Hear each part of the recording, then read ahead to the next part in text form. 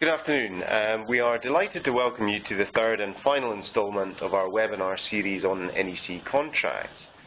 So far, we've looked at the background, principles, structure and common issues in NEC contracts, and then we looked at the changes introduced in the new NEC 4 version.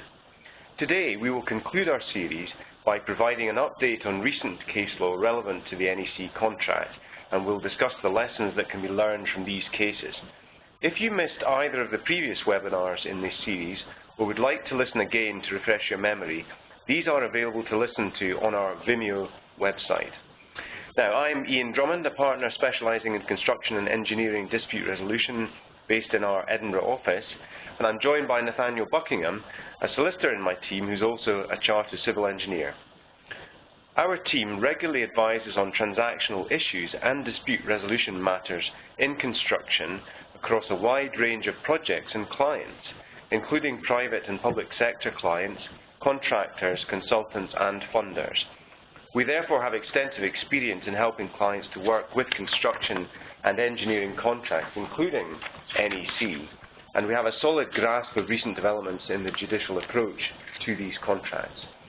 This forms the basis of the advice that we give to clients and of the information we will share with you today. I will now pass you over to Nathaniel, who will run through today's agenda.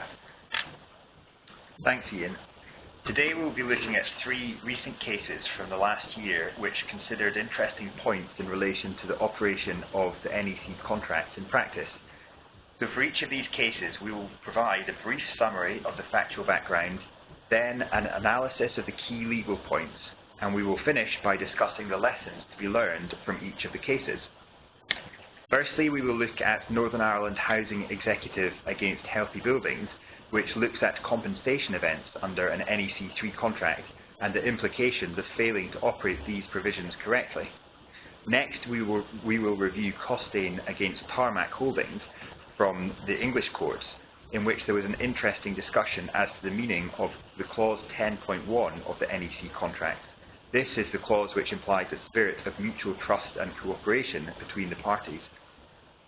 Finally, we will look at SSE Generation against Hochtief Solutions in the Court of Session here in Edinburgh. This was a pretty major recent case for the construction industry, which covered many different issues.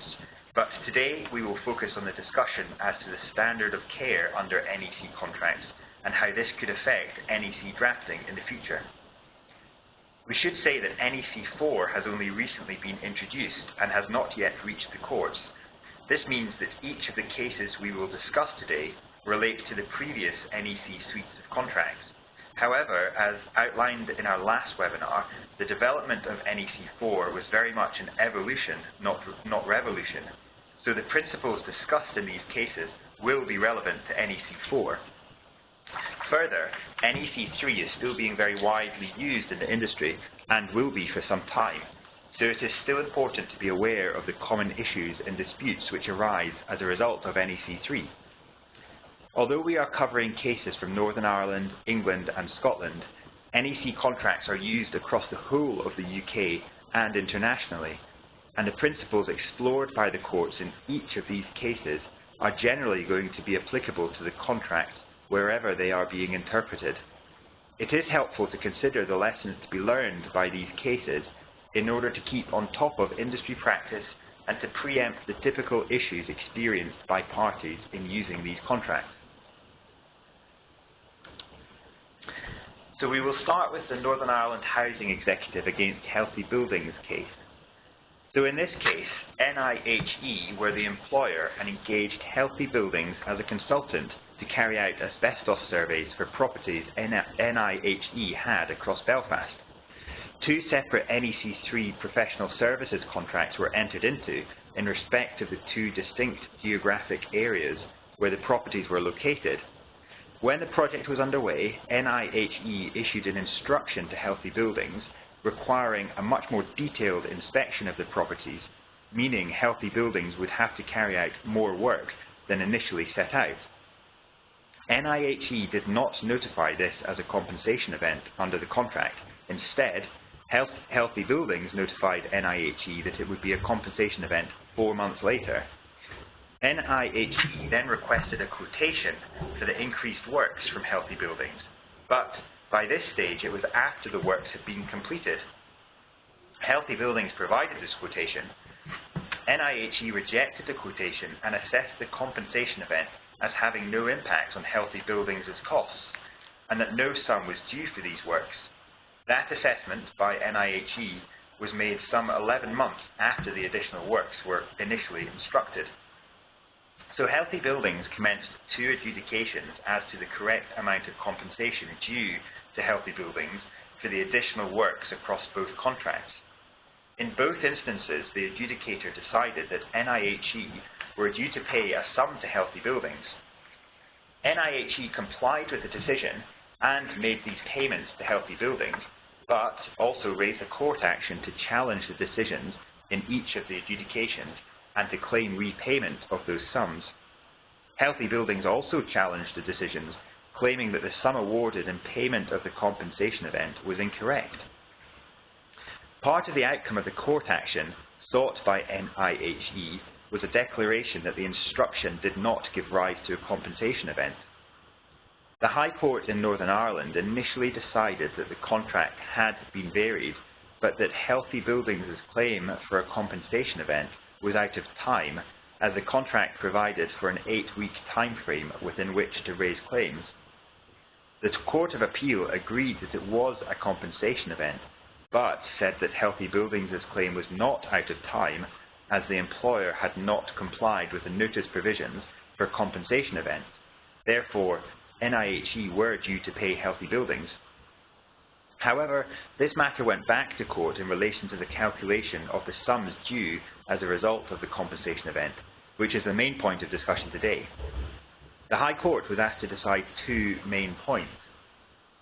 Firstly, whether an assessment of the effect of the compensation event was to be calculated according to forecast costs, or the actual costs incurred by Healthy Buildings in carrying out the works. Now, bear in mind that the assessment was undertaken some time after the additional works had been completed. And the second point is whether actual costs were relevant to the assessment process for compensation events. Healthy Buildings relied in clause 63.1 and 65.2 of the contract for support for their contention that the assessment should be based on their forecasted costs only. Clause 63.1, which is on the screen, states that changes to the contract price should be assessed using forecast costs, and that the dividing line between using actual costs versus forecast costs is the date when the employer ought to have asked for a quotation from the consultant. Clause 65.2 goes on to state that the assessment of the compensation event is not to be revised even if the forecast was later shown to have been incorrect in comparison to the actual costs incurred.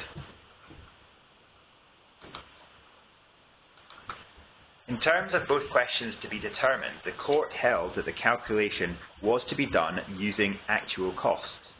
The court relied on established case law that the assessment should be made with the benefit of full information. The judge said, "Why should I shut my eyes and grope in the dark when the material is available to show what work Healthy Buildings actually did and how much it cost them?"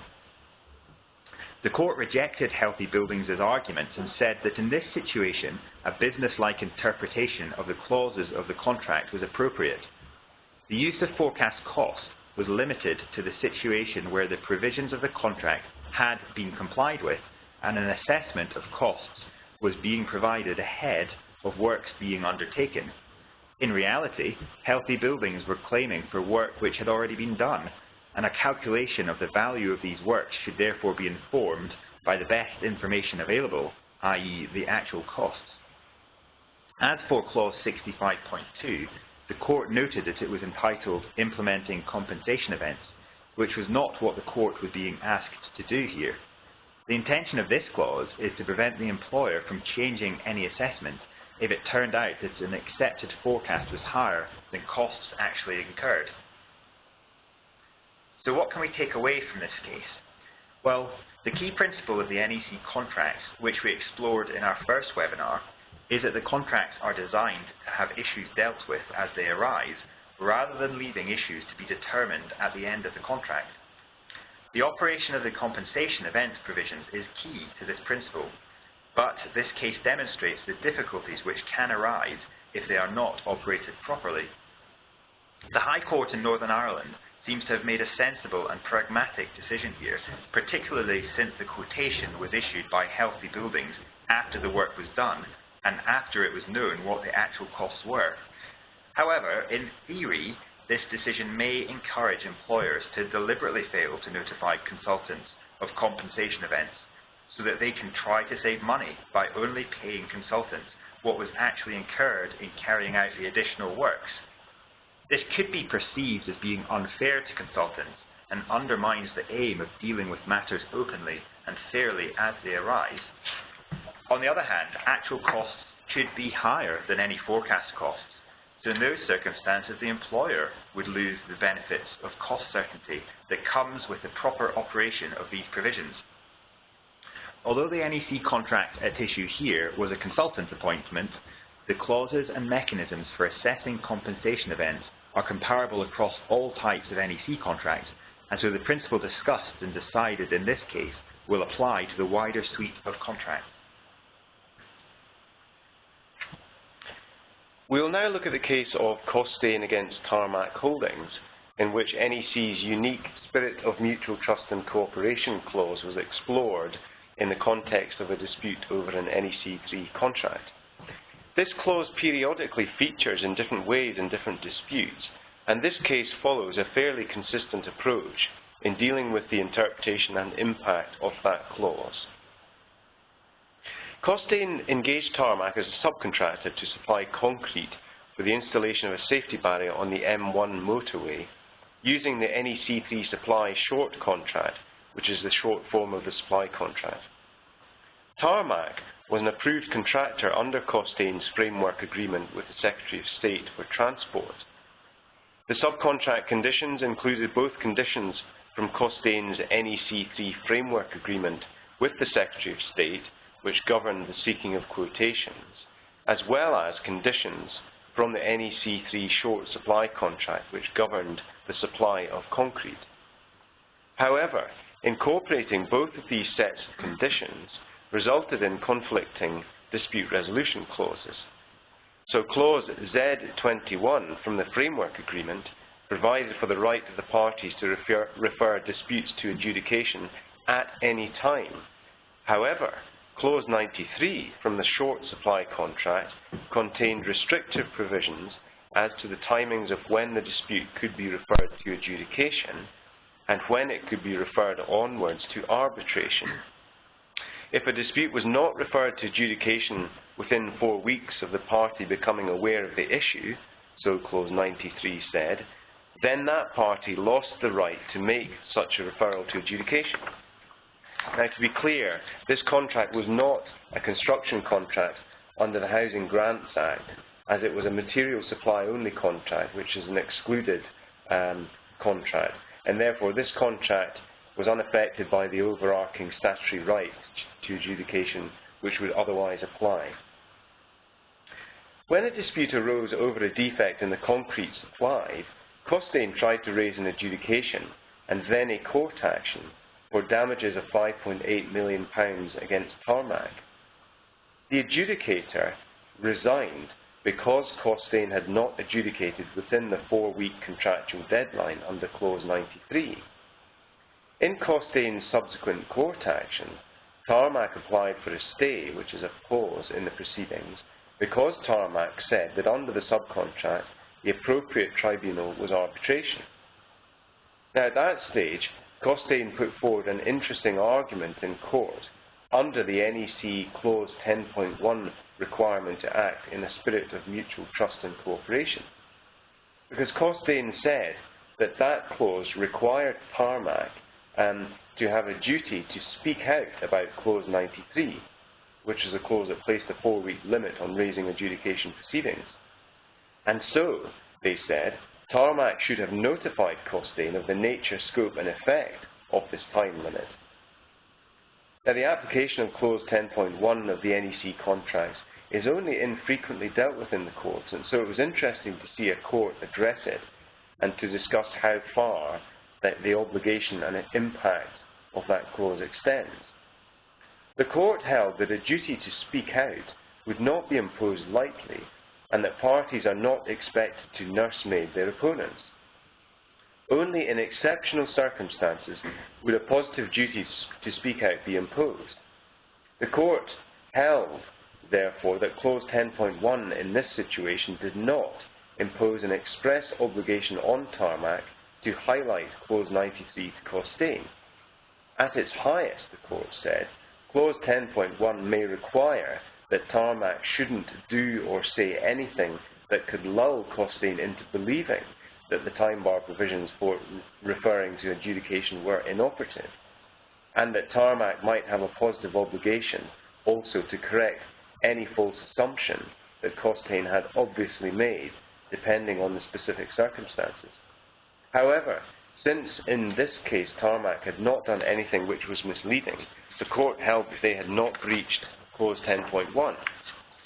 And so the court therefore agreed with Tarmac that neither adjudication nor the court was the appropriate dispute mechanism procedure under the contract, and granted the stay for arbitration. This case shows that the courts will afford the Clause 10.1 obligation due consideration, but will not push it as far as a positive obligation on one party to be a nursemaid to the other.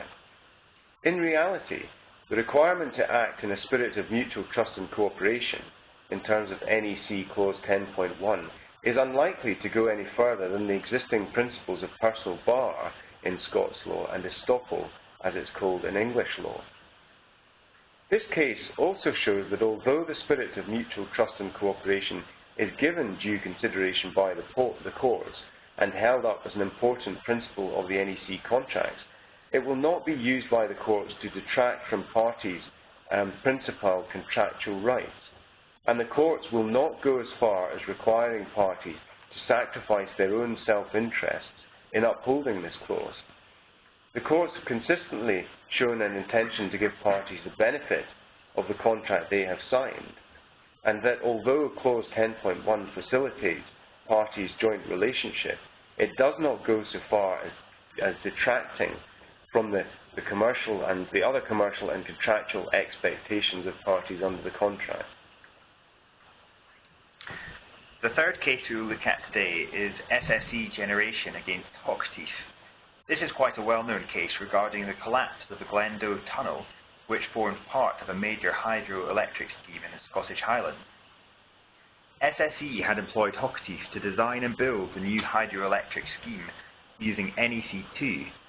The contract, as amended by the parties, included the following clauses, which were both standard to the NEC2 suite of contracts.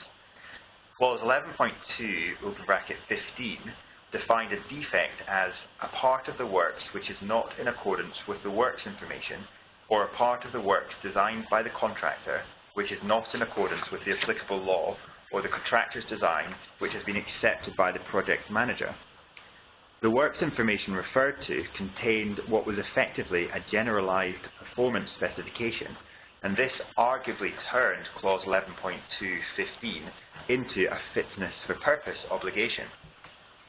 However, option M, which was within the contract, provided that the contractor is not liable for defects in the works due to his design so far as he proves that he used reasonable skill and care to ensure that it complied with the works information. There were therefore conflicting provisions regarding the standard of care expected of Hochtief. Under Clause 11, there was a fitness for purpose obligation for design and construction, whereas under option M, the contractor was only obliged to exercise reasonable skill and care in the design. It should be noted that both of these clauses are included in the current standard form NEC3 and NEC4. Clause 11.2.15 of the Glendoe contract corresponds with current Clause 11.2.5 of NEC3 and Clause 11.26 of NEC4. And option M of the Glendoe contract is identical to the current option X15.1 of NEC3 and NEC4, although in the latest version this standard is the skill and care normally used by professionals designing similar works to align with the professional services contract. It is therefore important to be aware of the interaction between these two provisions, as they are widely used clauses in NEC contracts, although whether they conflict will depend on what the works information states. One of the major tunnels was built on the Conalglian fault zone, which was a geologically complex area with many different types of rock, and which required careful consideration as to how the tunnelling was to take place. Less than a year after completion of the works, the tunnel collapsed, and the parties disagreed about who bore the risk for the collapse. The parties were also unable to agree a scheme for Hochtief to return and correct the works, so eventually SSE engaged a third-party contractor to carry out the repair works, which involved building a new tunnel, which resulted in a final account balance in excess of £114 million as being due to SSE. SSE then pursued Hochtief for damages for breach of contract. Hochtief denied liability and counterclaimed for damages of £10 million for the profit that Hochtief would have received had it carried out the remedial work. On the question of the standard of care, the court held that option M placed an important brake on liability. The court said that if a fitness for purpose obligation was imposed on the contractor, it would rob option M of its meaning and render the provisions on repair and maintenance redundant. The judge said he rejected SSE's submission that the fitness for purpose standard should be applied because, as in the judge's words, "In my view, option M placed an important brake on liability. Hochtief did not guarantee the works. Instead, it accepted the familiar and lesser obligation of reasonable skill and care. No doubt that had practical consequences. Hochtief's assumption of a more limited degree of risk would have been reflected in the contract price and the level of its insurance premiums." The court decided that Hochtief had been obliged to exercise reasonable skill and care on the works, and applying that standard of care to the facts, decided that Hochtief did exercise reasonable skill and care.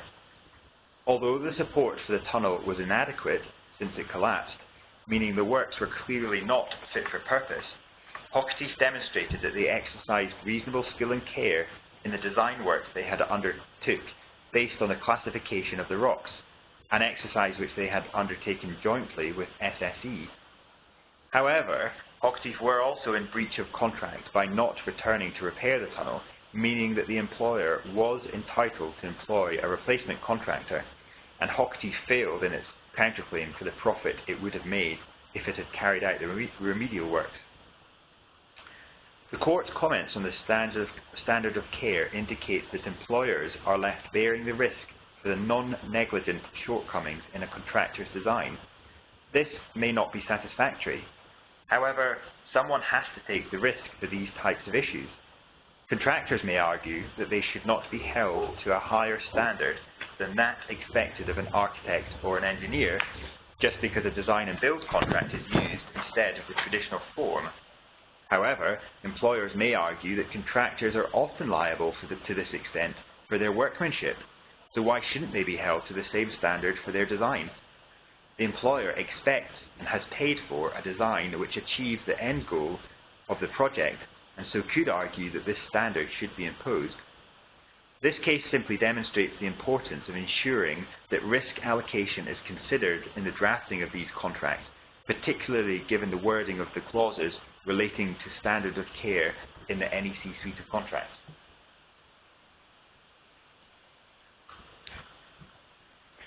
There are a number of common themes throughout these cases which are helpful lessons to take away from today's webinar.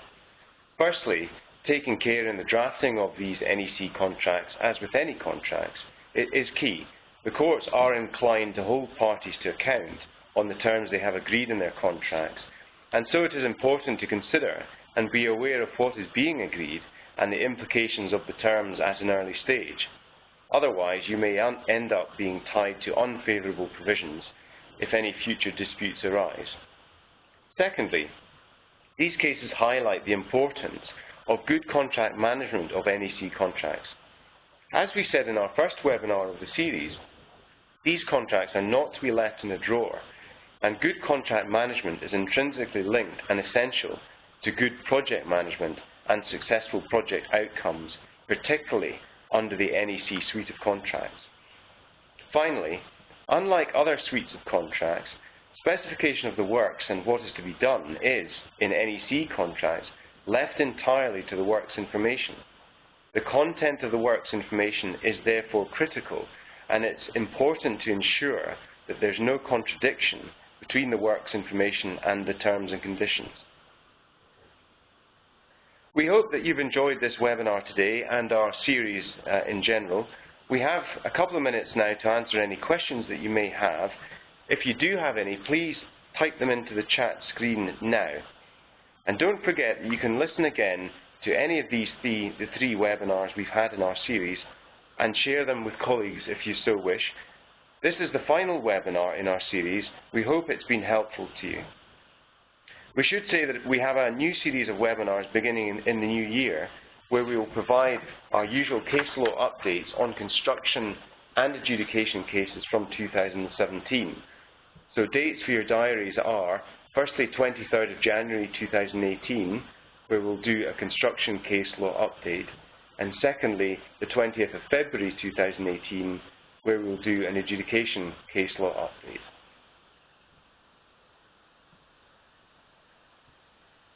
Okay, so I don't think anyone's got any burning questions today, so in that case, we'll draw things to a close. So it just remains for me to thank you all very much for listening and joining our webinar today, and I hope you found it helpful. Thank you very much.